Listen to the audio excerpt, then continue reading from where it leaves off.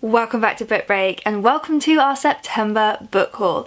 Every month we do these virtual book haul videos where Elle, the other half of the Book Break team, sends me an email full of information about some of the most exciting books that we have published from Macmillan this month. It's always a complete surprise to me to see what's going to be on the list. So let's dive in! Oh, I can already see there are a lot of titles in this month, so buckle in, get your cup of tea ready or whatever you're drinking. The first book in here is a book I haven't seen before. I always love when that happens. There's so many books that we publish, so there's always a few surprises in here. Saving Soria, Chang and the Sun Bear. So this looks fantastic. This is actually written by a scientist and an environmental activist, and it's a graphic novel adventure based on a true story about a young conservationist who overcomes the odds to save a sun bear. Apparently it's got breathtaking art, I can see that from the cover alone, and STEM facts galore. Fantastic. This looks like a great present. It's almost time to start thinking about presents, you know, it's almost that time of the year, and this one looks gorgeous. Next in here we've got another Animal Crossing book, Pro Island Designer. Okay, so this is another 100% unofficial Animal Crossing New Horizons book. And I still, ever since the last book haul when we had the first Animal Crossing book in there, I still haven't played Animal Crossing. Everyone online is talking about it, except me. But for all the Animal Crossing fans out there, and I know there are hundreds of you, this is a book that will help you build, customize, and design your ultimate island paradise. Well, that sounds fantastic. I'm happy for you. Maybe one day someone will let me borrow their Nintendo Switch and I'll be able to play. Next we've got a paperback non-fiction, A World Beneath the Sands by Toby Wilkinson. Okay, so I talked about this in a few Book Break videos when the hardback came out. It sounds like a really interesting non-fiction book about the history of Egyptology. So Egyptology is fascinating in itself. Learning about ancient Egypt is such an interesting area to look at. So this is partly about that, but also partly about the 19th and 20th century when the fascination with Egyptology was at its peak, and it was sort of a race around the world for people to make new discoveries. Ooh, then we've got a spooky one, The Woods Are Always Watching by Stephanie Perkins. So this is a YA book about two best friends who go hiking in the woods, but then their path crosses with a serial killer. So I think it's like a slasher movie in book form. Then we go to another non-fiction. This one I'm so excited to read, God and Anatomy by Francesca Stavrakopoulou. Ever since I first saw a video of the author talking about this book, I've been so desperate to get my hands on it. She's just so funny, so engaging, so obviously really intelligent. There's quite a few videos of her that have been going around TikTok because she's just so articulate. I could just watch her for hours. I will link to some of those videos below so you can go have a look. But this is her book all about the history of God and the physical form that he was once believed to have had. So she literally goes through all the different parts of his anatomy, yes, including the rude bits, and looks at the history there. Then we've got a new Anne Cleeves, The Herons Cry. So this is number 2 in her Two Rivers series. Anne Cleeves is such a beloved and prolific writer. So she's already the creator of the Shetland series and the Vera series, both of which are book series and also hit TV shows. Her next series, the Two River series, is also soon to be seen on TV. So if you've been really excited for book 2, here it is. This is the series all about Detective Matthew Venn. I'll give you a little glimpse at the summary. So Detective Matthew Venn is called out to a rural crime scene in North Devon at the home of a group of artists. What he finds is an elaborately staged murder. Dr. Nigel Yeo has been fatally stabbed. His daughter Eve is a glass blower, and the murder weapon is a shard of one of her broken vases. Then another body is found, killed in a similar way. Interesting. Then, there's The Invisible Guest in Moomin Valley. Okay, so this is actually an adaptation of one of Tove Jansson's original stories. It's a sort of retelling. If you remember the original short story, The Invisible Child, that's what this one is based on. So it says, in Moomin Valley, everyone is welcome. So when Tutiki arrives with an unusually invisible guest, Ninny, the Moomins endeavour to make their guest feel at home. Sounds very sweet. Then we've got the paperback of A House Through Time by David Olusoga and Melanie Back Hansen. A lot of you really loved the hardback of this one and really loved the TV show, obviously. So this book kind of shows you how to explore the history of homes, of everyday people's homes. So you get really interesting human history in here.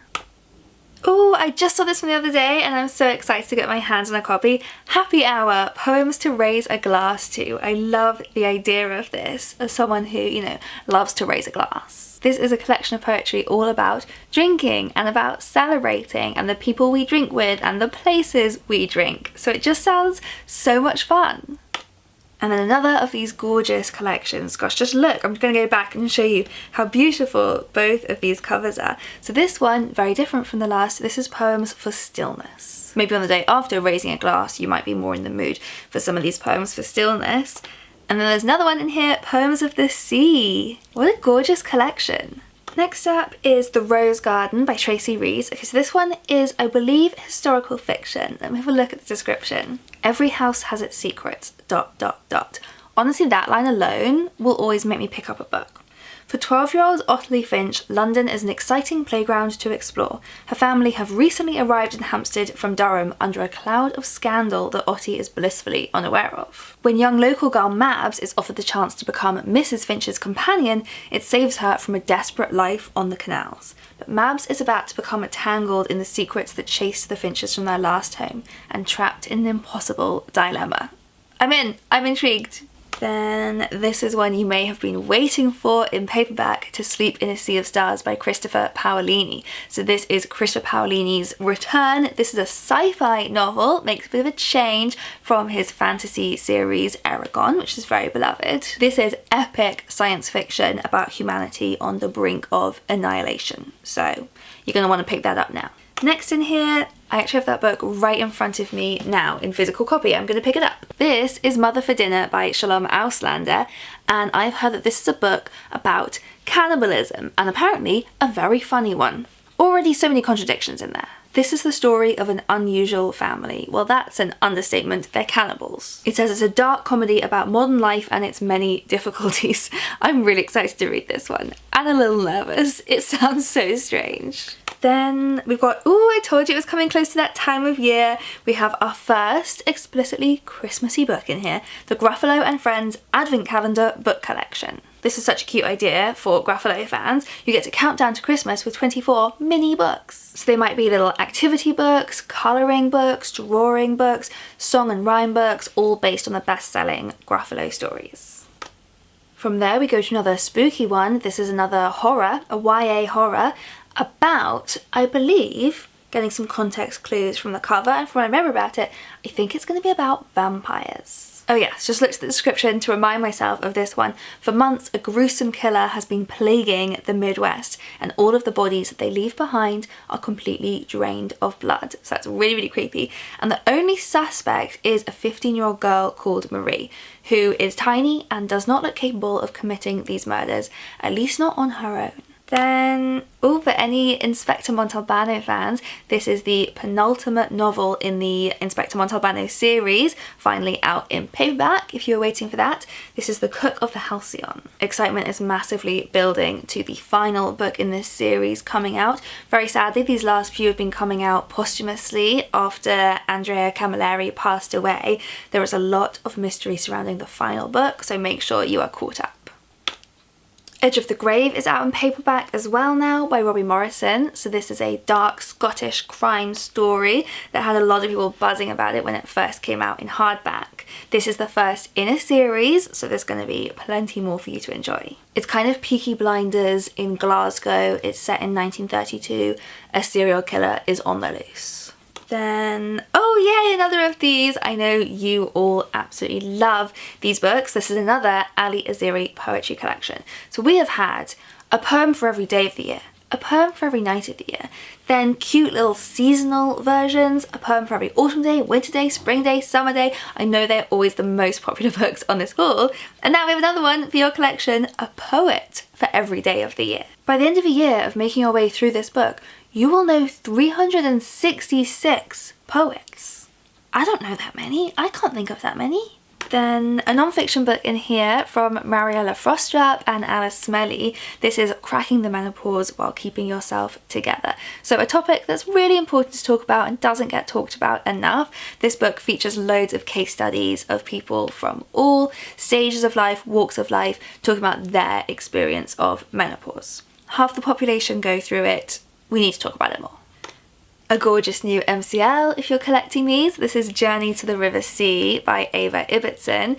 This is a book that will make a lot of people feel very nostalgic if you read that one as a child, maybe studied it in school as a child, or if you're brand new to it. It's just a beautiful classic to pick up for the first time today. It's about a young girl going on an adventure up the Amazon with her eccentric governess. Just fantastic stuff. Then we've got some poetry, All the Names Given by Raymond Antrobus. Let me look up a description of this one.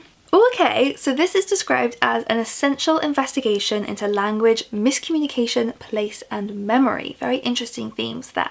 Oh yes, and I remember hearing about this. So throughout, All the Names Given is punctuated with caption poems, partially inspired by the deaf sound artist Christine Sunkim. So these kind of attempt to fill in the silences and transitions between the poems. Hope Not Fear is a really wonderful true story written by Hassan Akkad, who is a refugee and activist, and it's a really hopeful, joyful story despite him having been through so much. He's got a quote pulled out here: "I've experienced the best and worst of humanity. I've been detained and beaten and welcomed and respected. And yet this story, my story, is one of hope, not fear." Amazing man. And then another really, really fascinating memoir here, Maybe I Don't Belong Here by David Harewood. So this is all about David Harewood's experiences of mental health. A few decades ago, he had what he now understands to be a psychotic breakdown. And so he looks back and reflects on that experience and looks at the intersection between mental health and race. Some really, really important questions to be addressing in there about the relationship between those things. And the book just explores themes of race, identity, breakdown, and ultimately recovery. Then another very moving memoir, Lily's Promise. So this is a book about an Auschwitz survivor written by her together in collaboration with her grandson. You can see how moving it's going to be just from the subtitle, How I Survived Auschwitz and Found the Strength to Live. So if you're wondering what Lily's promise was, she had promised herself that if she survived Auschwitz, she would tell everyone the truth about the camp. And finally, this is her chance to. And she got this chance after going viral, after using social media to try and track down the American soldier who had liberated her and given her a banknote when she was freed from Auschwitz, saying good luck and happiness. Next we have another non-fiction, Scary Smart by Mo Gawdat. I have this one too, but not in this room, so I can't hold it up for you, but this one is all about artificial intelligence, the future of artificial intelligence, and scarily, the threat that it poses to humanity, but hopefully what we can do about it. And it's actually quite an empowering book, because it's not just talking about what scientists need to do, what people in power can do, it's about what we can do to protect humanity. Just a couple more left in here.